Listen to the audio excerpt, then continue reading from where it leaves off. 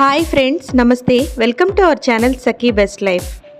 ఈ మధ్య కాలంలో ఎక్కడ చూసినా మనకి దోమలు అనేవి ఎక్కువగా ఉన్నాయండి. ఇవి 365 డేస్ ఉంటూనే ఉంటాయి.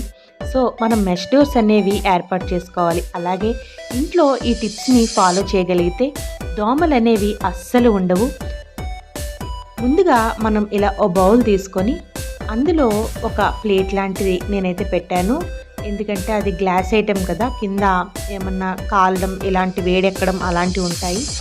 సో ఒక ధూప్ స్టిక్ తీసుకొని అది వెలిగించి అందులో పెట్టి, ఇప్పుడు పచ్చిగా ఉన్న వేపాకులైనా పర్వాలేదు, కాస్త ఎండినవైనా పర్వాలేదు, ఇలా వేపాకులు తెచ్చి దాని చుట్టూ వేస్తే ఆ ధూప్ స్టిక్స్తో పాటు ఇవి కూడా కాలి మనకి ఆ స్మెల్ అనేది వేపాకు పొగ ఇల్లంతా చేరి దోమలు అనేవి అస్సలు ఉండవు.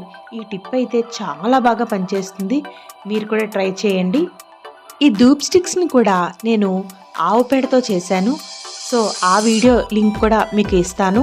ఆవు పేడతో ఇలా మన ఇంట్లోనే ధూప్ స్టిక్స్ని ప్రిపేర్ చేసుకోవడం వలన దోమలు ఉండవు. మన ఇంట్లో నెగిటివ్ ఎనర్జీని పారద్రోలి పాజిటివిటీని పెంచుతుంది. సో ఆ లింక్ కూడా ఇస్తాను, తప్పకుండా చూడండి. ఇదైతే దోమలకి చాలా ఎఫెక్టివ్గా పనిచేస్తుంది. ఈ వేపాకులు ఆవు పేడతో మనం ధూప్ స్టిక్స్ని యూజ్ చేయడం వలన ఈ రెండింటి వాసనకి దోమలకి అస్సలు నచ్చదు. ఈవినింగ్ టైంలో వీటిని వెలిగించి మనం హాల్లో కానీ ఎక్కడన్నా ఏ ప్లేసెస్లో పెట్టి మన ఇంట్లో ఈ పొగ ఇల్లంతా స్ప్రెడ్ అయ్యేలా చూడాలి. అంతేనండి, దోమలు అనేవి అస్సలు ఉండవు. టిప్ నెంబర్ 2, ఇది కూడా చాలా ఎఫెక్టివ్గా పనిచేస్తుంది.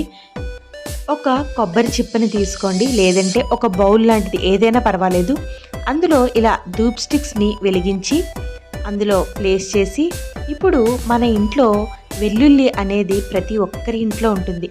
ఈ వెల్లుల్లిపై పొట్టు ఉంటే చాలండి. ఈ వెల్లుల్లిపై ఈ పొట్టుని మనం ఇందులో వేసి ఆ ధూప్ స్టిక్స్తో వచ్చే పొగతో ఇవి కూడా కాల్చడం వల్ల ఇంట్లోకి దోమలు అనేవి అస్సలు ఉండవు. దోమలకి వెల్లుల్లి వాసన అన్నా కూడా అస్సలు నచ్చదు. సో ఈ రెండు చాలా ఎఫెక్టివ్గా పనిచేస్తున్నాయి. సో మీరు కూడా తప్పకుండా ట్రై చేయండి. ట్రై చేసి మీకు ఎలా అనిపించిందో మాకు కామెంట్ రూపంలో అయితే తెలియచేయండి.